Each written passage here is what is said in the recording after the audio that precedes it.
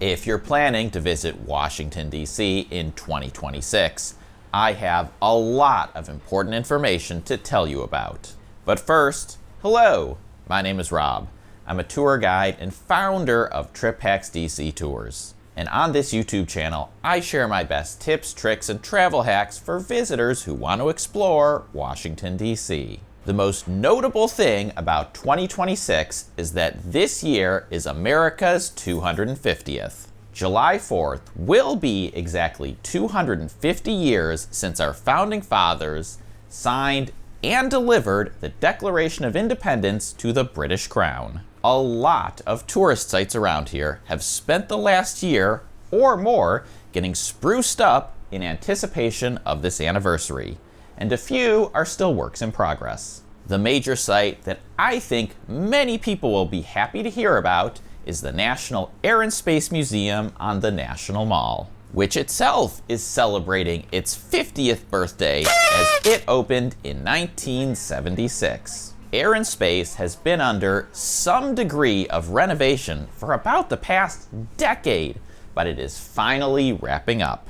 If you enter the museum on the north side, the National Mall side, you will find a beautiful new entrance and newer, faster metal detectors. Once inside, you'll see that even more galleries have reopened. More will be reopening in 2026, and a few might spill over into 2027. The IMAX movie theater and the planetarium have both reopened. This one is exciting for me, as this IMAX theater is one of my favorite places in all of Washington, D.C. to see movies. Nearby on the National Mall, the Smithsonian Castle is currently closed, but will be temporarily reopening from Memorial Day weekend through Labor Day weekend, and will have special 250th programming. I'm actually not going to go very in-depth on all of the 250th programming in this video, because I just published a much more in-depth podcast episode with lots of information, including the special events that are scheduled specifically for the 250th, information about events that happen annually but have been remarketed to feature the 250th, and information about new museum exhibits that are specifically focused on the 250th or on American history. Plus, in that podcast episode, I have some early predictions about the 4th of July. You can listen in Apple Podcasts, Spotify, or on the Trip Hacks DC website, or whatever your favorite podcast app is. And I will leave a link to that episode in the video description. If you're planning on visiting museums in DC this year, most of them do not require any reservations or tickets, but a few do, including the Air and Space Museum, the National Museum of African American History and Culture, and the National Zoo. Tickets are free, but you do need them, so make sure to go on the official Smithsonian website and get them in advance. Speaking of the zoo, the National Zoo just announced this month that a baby elephant has been born and is joining the herd. The National Zoo may not be the biggest zoo in the world, but between the new-ish pandas and the new baby elephant, those are a few compelling reasons to check it out. Mount Vernon, George Washington's home, is another major tourist site that has mostly reopened. It was under heavy renovation last year, and most of the mansion was unavailable when you visited. Now they've moved into the final phase of renovation, which means that most of the mansion is back open, but the cellar is still closed. That final phase of renovation should wrap up later this year. The National Geographic Museum is also reopening in 2026 after a multi-year renovation. I've always liked this one, and it's been one of my favorite private museums. Back on the National Mall, work at the Lincoln Memorial is ongoing. The Lincoln Memorial has been under heavy construction for the past several years as they finish building a brand new museum in the Undercroft.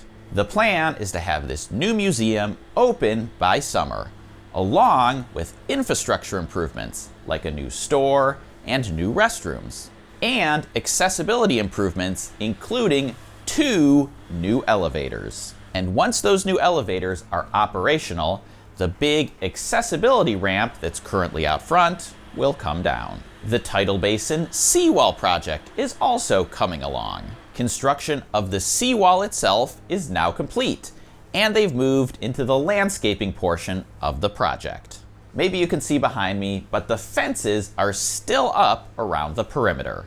So I don't know whether we'll be able to walk on the new paths they've laid this spring for the Cherry Blossom Festival. But even if we can, it's going to take a few years for them to plant the replacement cherry trees here and for them to fill out the space. Speaking of fences, the National Park Service sent out a news release about a month ago about 18 water fountains and water features in DC that they plan to restore or renovate. Some of them are already fenced off, like the Korean War Memorial and the Columbus Memorial outside of Union Station. Others on the list haven't been touched yet. National Park Service also sent out a second news release that same day that said the World War II Memorial was completely closing for several months. This was quite concerning to me, as a multi-month closure of a major memorial would be a big deal for a lot of tourists, especially in peak spring season. But for whatever reason, that news release was not accurate. I went to the World War II Memorial this week and no construction had even started. And I was able to confirm with National Park Service that even once construction begins, they will not be closing the entire memorial. So that's a bit of a relief. But the bottom line for visitors this spring is that you should expect at least some of the National Monuments memorials to be fenced off to some degree and under construction. But which ones, on which timeline, that's still a big question mark.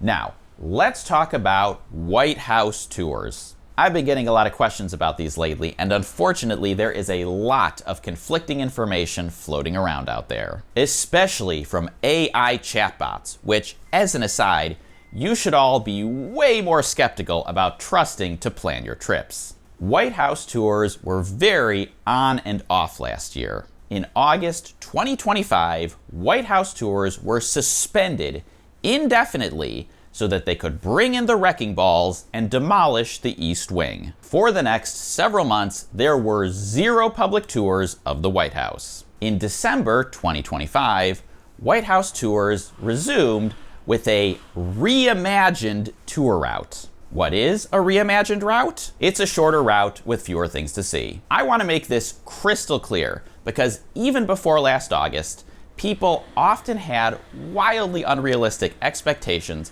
about what they were going to get to see on the public tour of the White House. Before the demolition, the John Q. Public tour of the White House did not include any of the famous rooms in the West Wing, and it still doesn't. Post-demolition, it also doesn't include any rooms in the East Wing, because there is no more East Wing. And it no longer includes any of the rooms on the ground floor, like the map room or the library, because those rooms have been repurposed as offices for East Wing staff that were displaced by the demolition. A regular public tour of the White House currently has about 50% fewer rooms to see than even before on an already pretty limited tour. Now, if you're a billionaire or a CEO, you shouldn't have any trouble getting into the White House right now. But for the rest of us regular Joes, public tours of the White House must be requested through a member of Congress's office.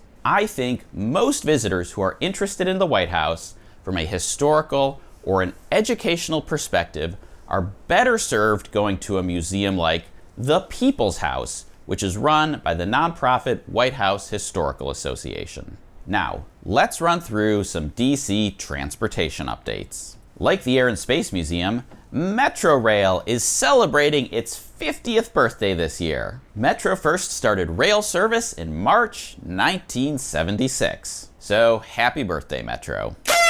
You can now use contactless payments on both Metrorail and Metrobus. Contactless payments means you can use a credit or a debit card to ride, and you don't need a Smart Trip card if you don't want one. I made an entire tutorial video about contactless payments on Metrorail. So make sure to check that out if you haven't seen it yet and want to learn. The process is the same on Metrobus, with the exception that on Metrorail you tap in and out of the system, whereas on Metrobus you only tap once when you board. Metro also finally has an official app.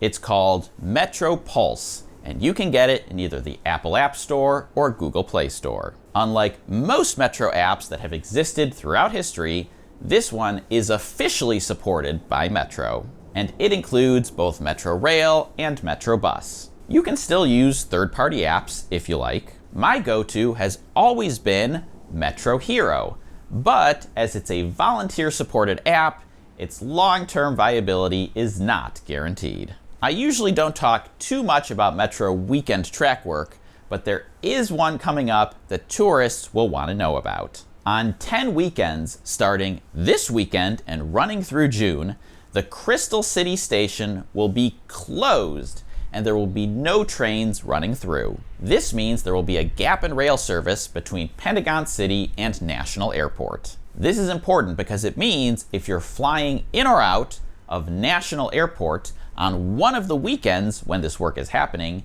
Metro may not be the most convenient option for getting downtown. It's also important because I know some visitors prefer a hotel in Crystal City rather than one downtown. And I would suggest perhaps reconsidering that if your stay overlaps with one of the weekends when the Crystal City station is closed. Specific details are available on WMATA.com, and I will leave a link to the announcement in the video description. Another not so great transportation update is that the DC streetcar is discontinuing service in 2026. I know a lot of tourists might not have even known that DC has a streetcar because it's in an area that's more used by locals than by visitors. But last year we lost the DC circulator bus, which was beloved by tourists, and now the streetcar. Losing cheap, or in the case of the streetcar, free transportation options is a bit of a blow. And with that, now we get into the more sobering portion of this video.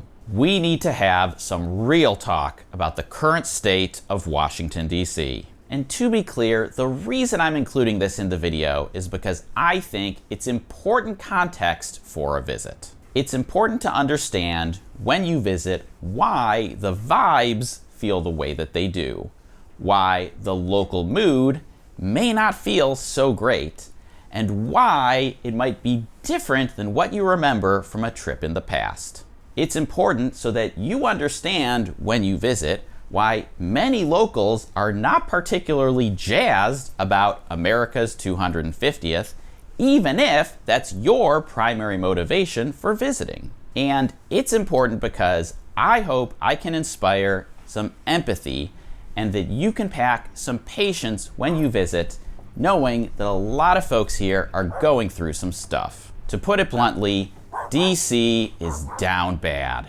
and has been really hurting for the past year. The local economy is in tough shape and keeps taking one hit after another. It all started last winter with Elon Musk's chainsaw of cuts and mass firings of civil servants.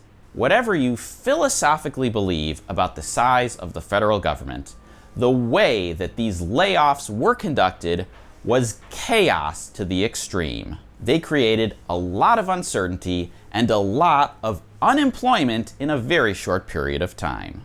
And as a result, DC now has one of the worst unemployment situations in the entire country. Everybody here has either personally suffered a job loss or knows at least someone pretty close to them who has. And even for those who didn't directly lose a job, many were still caught up in the chaos that ensued from these cuts. Tourism took a hit last year. First, in the spring, when international visitors collectively decided they weren't going to travel to the US anymore. Then, in the summer, because of the National Guard deployment, which damaged the city's reputation and painted DC as an undesirable place to visit. Then in the fall, with the historically long government shutdown, which closed museums and major tourist sites and caused many people to miss multiple paychecks. Restaurants and small businesses are struggling. DC had a record number of restaurant closures in 2025. And I can say anecdotally that there are more vacant and empty former restaurant spaces in my neighborhood than pretty much ever before. It has just been hit after hit after hit. Which brings us to the final major tourism update, which is that the President of the United States wants to shut down the Kennedy Center this summer. In a social media post, he wrote that he wants to shut the Kennedy Center for a 2-year renovation starting on July 4th in honor of America's 250th. I'm sorry, I'm probably going to crash out over this at least a little bit, but this Kennedy Center news really feels like the breaking point. It feels like the symbolic culmination of everything that DC has gone through over the past year. I know there are bigger problems in the world right now, but I am genuinely upset about the Kennedy Center, and I cannot pretend like any of this is fine or just a normal tourism update. 1 year ago, I was strategizing about getting tickets for Hamilton at the Kennedy Center as part of America's 250th. Now, not only is Hamilton not coming to DC at all, but the entire Kennedy Center is shuttering. In October, the Washington Post published a deep dive investigation about how ticket sales at the Kennedy Center have plummeted following the president's unprecedented takeover. The Kennedy Center functioned just fine from 2017 through 2021. By pretty much every metric, it was the unprecedented takeover last year that destroyed the business model of the center. The president says we need to shut it down for 2 years to renovate. The Kennedy Center just had a $250 million renovation in anticipation of its 50th anniversary, which we celebrated a few years ago. Trump posted on social media that the Kennedy Center is tired, broken, and dilapidated. Bullshit. The Kennedy Center is an amazing space. I've seen great performances and made amazing memories at the Kennedy Center. I feel for the artists who are caught up in this. I feel for the visitors and tourists who are no longer able to experience what was once a great institution. I feel for the ushers and the box office staff and the stagehands and the technicians and everyone who learned via tweet that they are losing their jobs. I feel for all the people who never signed up for any of this. The closing of the Kennedy Center is a loss of art and culture, yes, but it's also another mass layoff that the local economy doesn't need. I don't really have a happy ending to this video, so I'll just say, if you made it this far, thanks for sticking around with me. Wow. And if you're planning to visit this year, if I could just make one ask, it's please support local businesses. Local restaurants, tour companies, coffee shops, boutiques, whatever. It may not seem like a lot, but it matters.